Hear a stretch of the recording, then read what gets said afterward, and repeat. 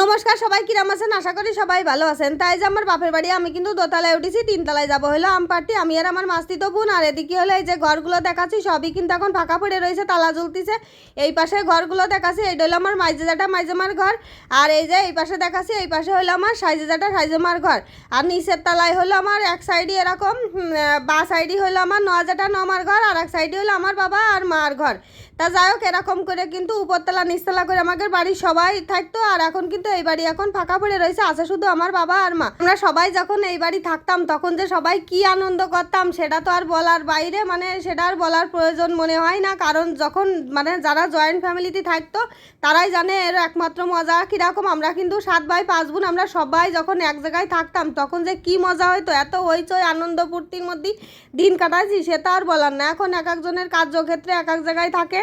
তা যাই হোক, এই যে আমরা কিন্তু তিনতলায় চলে আইছি। আইসে এই যে দেখেন, এই যে আম গাছে আম হয়েছে প্রচুর পরিমাণে। তা আমরা হলো অল্প কয়টা আম ছিঁড়ে নিয়ে যাব, বেশি আম নেব না, কারণ আমার শ্বশুরবাড়িও অনেক আম আছে, সেই জন্যই ভাবলাম গাছের আম অল্প কয়টা ছিঁড়ে নিয়ে যাই।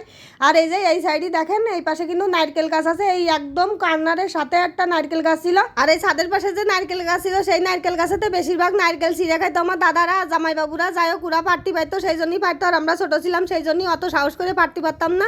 এই যে কিন্তু সেই নারকেল গাছটা ওই যে বাস পড়ে নারকেল গাছটা নষ্ট হয়ে গেছে। আর বিকেল বেলা হলো মেলা, মানে ছাদে ফুল গাছ ছিল, ফুল গাছে জল দিতে আসতাম। আর এই যে কার্নিশ দেখাচ্ছিলাম না, ওই কার্নিশে হলো আমি আর দিদি বসে থাকতাম। আর এই যে ডিশ অ্যান্টিনার, এটা কিন্তু সবাই চেনবেন, মানে আগে জাগের ঘরে টিভি ছিল তারাই একমাত্র মানে এর সাক্ষী। এই যে অ্যান্টিনা ছিল, আমরা কিন্তু ঘুরোতে আসতাম, মানে যখন শুক্রবারে টিভি চলতো তখন নিচতলায় টিভি ছিল। আর এই যে উপরে আমি আর আমার নদী আসতাম হলো অ্যান্টিনা ঘুরানোর দায়িত্ব ছিল আমি আর আমার দিদির, কারণ আমি আর দিদি খালি একমাত্র ওই চিলেকুটার পরে উঠতে পারতাম।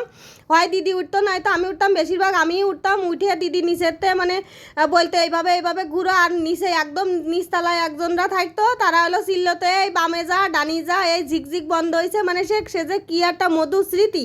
এ জাগের বাড়ি আছে তারাই একমাত্র জানবে যে এ যে কী সুন্দর আনন্দময় দিন ছিল সেই সময়। সেই সময় দিনগুলোরে খুব মিস করি। তাই যে এখন হলো ওই পাশে যাবো আম ছিটতে।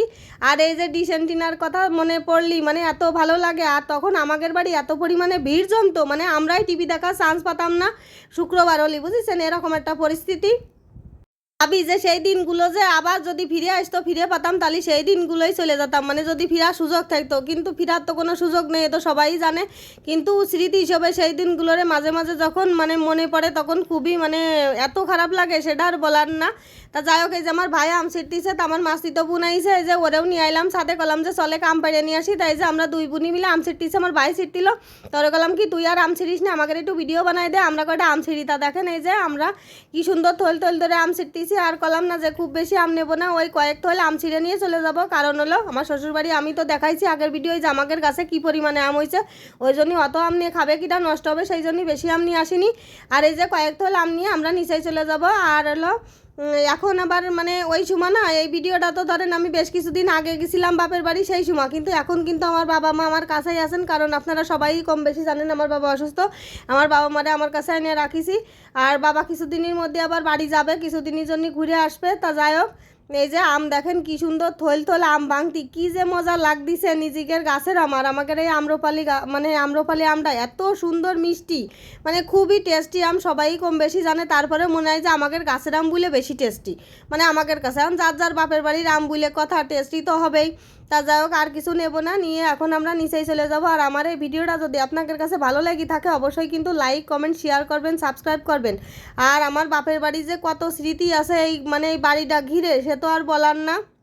মানে যত বলবো ততই যেন কম হয়ে যাবে। বাপের বাড়ির গল্প শুরু করলে কিন্তু সে তার মোটে সহজে ফুরোতে চায় না, সারা দিন রাত গল্প করলেও কিন্তু সে গল্প ফুরোবে না। যাই হোক, এত গল্প আর করছি না, আর একদিন কবানে। আর এলো আমার ভিডিওটা ভালো লাগলে অবশ্যই কিন্তু একটা লাইক কমেন্ট শেয়ার করবেন, সাবস্ক্রাইব করবেন। সবাই ভালো থাকবেন, টাটা।